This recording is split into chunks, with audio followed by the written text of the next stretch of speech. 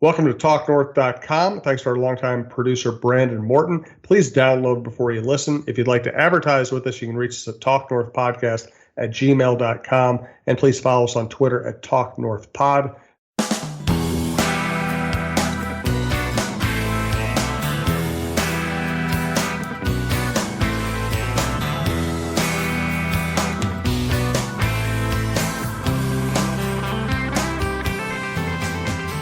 All right, the Twins signed Sergio Romo, which is a move I approve of. It is not a move that is going to appease the masses who want a major deal. Let's talk about that with Roy Smalley, former Twins star, currently FSN analyst, but of course most famous for his work here on TalkNorth.com.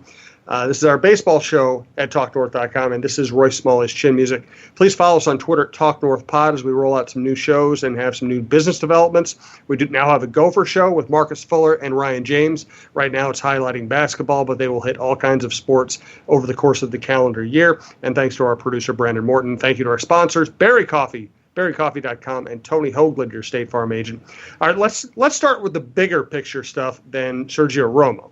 Let's start with the Cleveland Indians trading Corey Kluber, which is a deal that helps the Twins, but it is also kind of the deal the Twins might need to emulate if they're going to improve this offseason. Well, that's exactly right. You take the whole context of the large market or the big revenue teams versus smallish, medium-sized revenue teams.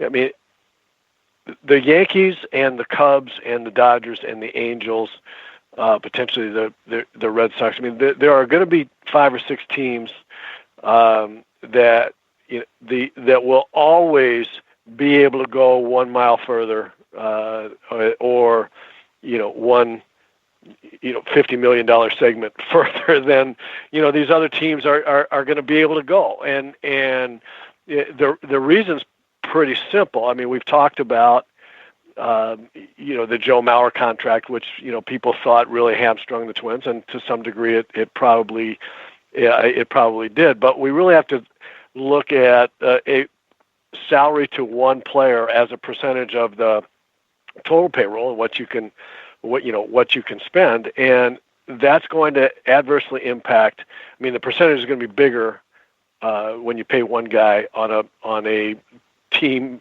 that's not one of those big guys. I mean, they can always, they've already shown the ability to say, look, we're going to outbid you, and if it takes having to pay a luxury tax, we're going to pay that too. We don't care. And so, to your point, then the most important thing, I think, that the two most important things that other teams can do is be really great in the draft. I mean, obviously it's axiomatic. I mean, the blinding glimpse of the obvious, but not as easy to do, but you have to be great at it. And the second thing is you have to have the courage to be able to make the deals like what the Cleveland Indians just did, trading Corey Kluber. You have to have the courage to do it, and you have to be smart about who you get back. I'm not saying that the Indians were terribly courageous in this deal, because maybe they're trying to jettison as much payroll as they can, but they've also got young pitchers in Shane Bieber and Clevenger, and they just added a young arm that by all accounts people think are going to be pretty good, if not terrific, going forward. And that's the kind of thing that other teams, and now specifically the Twins, need to be able to do. It's kind of like making a deal like that. I mean, I think there's plenty of runway left for Corey Kluber for the Texas Rangers. I mean, I think that's going to help them for the next couple of years at least. But in this environment, teams have to be able to have the courage to sell high and buy low. In my business, that's also a trite phrase about buying low and selling high. Hard to do, because when it's really low, when you really should be buying, people's stomachs say, I think we're inertial beings.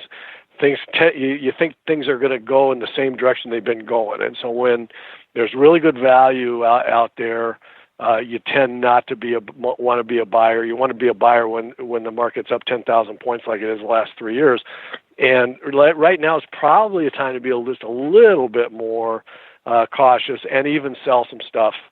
And this is not a recommendation for anybody to go out there and do anything with their portfolios. But my point is that teams need to be able to look at the backside of players' careers and say, boy, if we could get value right now, I know we're going to miss him, but this is going to make us stronger for the next foreseeable amount of time. And I just thought that the Cleveland trade was germane to the point that we're making here about how can teams like the Twins compete with teams like the Yankees. Yeah, and by the way, Inertial being, that is both what I have tattooed on my lower back, and also it's also the name of every fantasy football team I've ever owned. First time on Talk North we heard the phrase Inertial being. Don't let yourself get too inertial. That's all I'm saying. Oh, I've been doing it wrong. As opposed to inert. I've been doing it wrong all this time. That is a great phrase. I love words. I love phrases both as a writer and a reader and a listener. I love phrases that jump out of the typical way we all communicate. And Inertial being grabbed me immediately. That's fantastic. All right. Let's get to. I never know. It's kind of like the stories. It's kind of like the stories that come bubbling up out of nowhere that we get into that occur to me every once in a while. When I'm trying to explain things, I really never know what verbiage or BS is going to come out. So there's another example. It just popped out. And this is going to be a topical show. Next week we're going to do kind of our Christmas show, and I'm going to prompt Roy to tell some of those great stories that have bubbled out in the past. If you're relatively new to the show, you haven't heard these. The last year the Twins have made so much news and been so interesting. We haven't really gone to the tangential. We will go back to the tangential next week. We'll remind people of some of the great stories Roy's told over the years. We'll make an Oscar Gamble reference. We'll make a Paul McCartney reference, I promise. So let's get back to kind of the news of the day. Sergio Romo signs, fairly reasonable contract, team option. I think team options are brilliant when you can pull them off, just like with the Nelson Cruz deal. And listen, he's not going to blow anybody away. He's not going to get anybody excited this time of the year, but he adds to the arsenal. Well, he absolutely does. You can never have enough good players and never have enough guys in the bullpen that you can go to with confidence to say this guy gives me a really good chance of putting up a scoreless inning or getting out of a jam.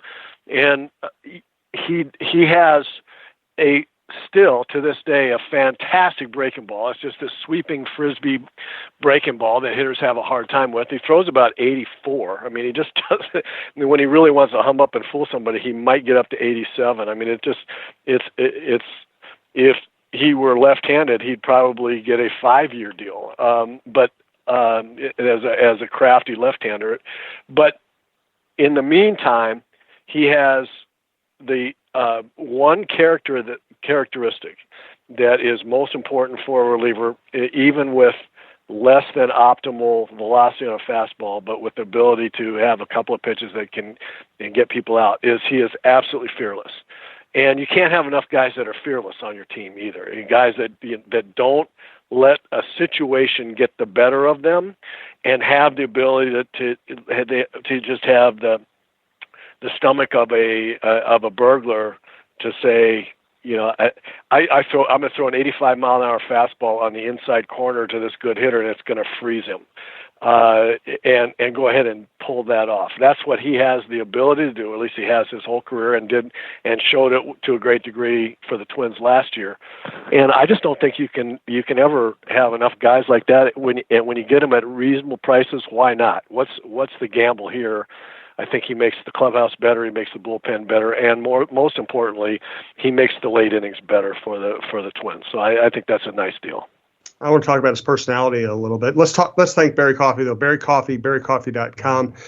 One of the things, this is a Minnesota company. Their office is in Eden Prairie. Their roasters are in the Minneapolis area. We're going to be going out to see their new roaster here soon, do a live show out there and get to drink some fresh coffee. But the thing to remember, the local company, they are the kind of place you should be spending your money now with a big box. And you can call them on the phone and somebody will help you. I love that.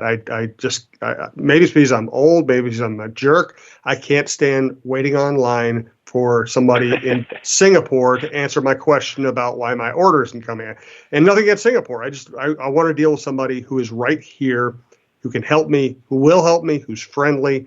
I just love that about Berry Coffee. We've told you about all the different products they offer, but my favorite thing is they are right here. They're incredibly responsive. And when your coffee arrives, it will smell like it just came out of the roaster because guess what? It just came out of the roaster. It's all local. You're not getting something shipped from Ireland or something. It's all right here. So go to Berry Coffee, go to berrycoffee.com. You can email them. You can find their phone numbers, 952-937-8697. You can set up a regular order. You can just order in batches like I do. It's fantastic. Berry Coffee, berrycoffee.com, the best coffee I've ever had. So I do love, and listen, personality only helps a player if the player can perform. It doesn't help to have a great guy on the bench who's getting killed. But if you pitch with savvy, and if you embrace big moments, and if that dovetails with having a great, competitive, fun personality, that can be a bonus to a team. I've been around teams, Twins teams in particular, where you walk in the clubhouse and there's no personality, and the team plays like they have no personality. I think Romo was, Nelson Cruz was the big guy, but Romo helped a little bit toward the end of last year. Yeah, I agree with that, and you're right. It's all about performance. I mean, nobody cares about hey, what a great guy. What isn't he a jokester? Doesn't he keep us loose? If he's hitting $1.90 or his ERA is 7.5. But when you have the combination of a guy that can deliver most times, and oh, by the way, he has a personality that's beneficial, and then you have a good thing. And in Romo, the way his personality works is he does keep the team loose because he's zany. He's maybe certifiable, but he's a lot of fun, and laughter and comfort level and relaxation are very, very important, to a baseball player in a 162 game season. But even a more important point about that is that he doesn't succeed all the time. There are times when he fails, and younger guys, anybody recognizes how a real professional takes that failure, and it's way more important than what his attitude is when he's on a roll. And he's been through enough. His whole career in the big leagues, he's pitched in tight situations, and he's perfectly fine with that. And if it doesn't work, then his personality and the way he feels about that and the way he comes back the next day are noticeable and helpful to his teammates. So I really like that about him. And I think about some of the best relievers the Twins have had, Aguilera, Nathan, Guardado. If they had a bad outing, and listen, sometimes this media stuff is too self-referential by and for the media, but I always thought it was very symbolic that after a Twins all-star caliber closer blew a game, they handled the post-game media thing very professionally and just said, "This is what you do. I'm going to do." And they could have, and they could have complained. They said, "Hey, you don't talk to me after every save. Why do I have to talk to you after every blown save?" I get that, but the fact that they handled it professionally and said, "This is the way you handle failure. You deal with it. Bang, check that box, and move on to the next day with a clean slate." I always thought that mattered.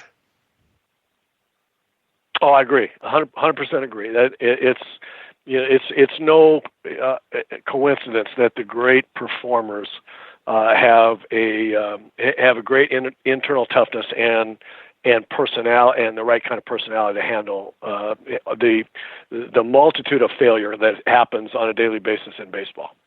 Absolutely. Hey, want to thank our other sponsor, Tony Hoaglund, Hoaglund, your State Farm agent. He's my State Farm agent. He's Michael Russo's State Farm agent.